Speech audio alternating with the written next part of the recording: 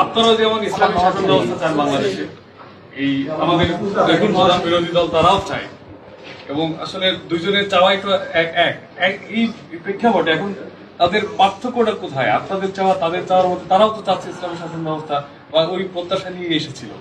এখন সমস্যাটা কি হচ্ছে? আলহামদুলিল্লাহ, আপনি যে প্রশ্নটা করেছেন, আপনি একজন সচেতন নাগরিক এবং সাংবাদিকতা করছেন। এই প্রশ্নটা আপনি করবেন, এটা কিন্তু আমি আসলে বুঝতে পারি নাই।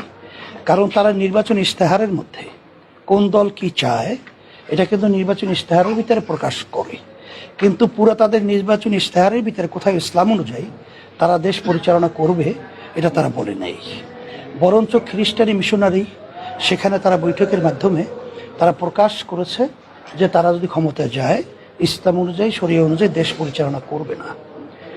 আর আমরা নির্বাচন ইশতেহারের মধ্যে আমরা পরিষ্কারভাবে বলেছি, যদি আল্লাহ কবুল করে আমাদেরকে আল্লাহ ক্ষমতায় নেয়, আমরা শরিয়া ইসলাম অনুযায়ী দেশ পরিচালনা করব।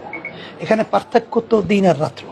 তারা ইসলাম অনুযায়ী দেশ চালাবে না, প্রচলিত নিয়ম অনুযায়ী দেশ চালাবে, আর আমরা ইসলাম অনুযায়ী দেশ চালাবো, শরিয়া অনুযায়ী দেশ চালাবো। এখানে পার্থক্য তো আর নতুনভাবে কোনো আলোচনার কোনো প্রশ্নই থাকে না।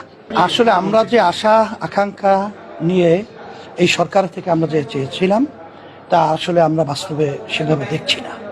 এখনও চাঁদাবাজি কিন্তু এখনও বন্ধ হয় নাই, দুর্নীতি বন্ধ হয় নাই।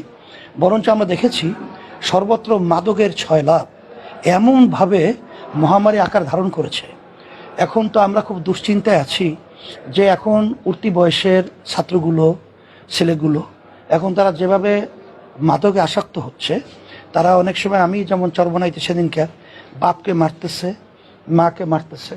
আর এই মাদকগুলো আমাদের দেশে উৎপাদন হয় না, এগুলা কিন্তু বাহির থেকে আসে। এটা কাঁটাতারের বেড়া পার হয়েই আমাদের দেশে ঢোকে। আর এটা নিয়ন্ত্রণের শক্তি কিন্তু সরকার ছাড়া কোনো ব্যক্তির দ্বারা সম্ভব নয়। এই জন্য সরকারকে তো আহ্বান জানাবো যে আপনারা সন্ত্রাস, দুর্নীতি, চাঁদাবাজি, মাদক সহ যেটা আসলে মানুষের মৌলিক চাহিদা, বাস্তবে যেটা আমরা চাই জনগণ, সেটা এখন আপনারা দেখাতে, বাস্তবে ওইভাবে দেখাতে পারেন নাই। আমরা বলবো যেহেতু আপনাদের সময় কিছুদিন হয়েছে, আপনারা আশা করি যে আপনারা সুন্দরভাবে আপনাদের ওয়াদা অনুযায়ী যেভাবে বক্তব্য রেখেছেন সেইভাবে আপনারা বাস্তবায়িত করবেন, এইটা আমরা আশা করছি।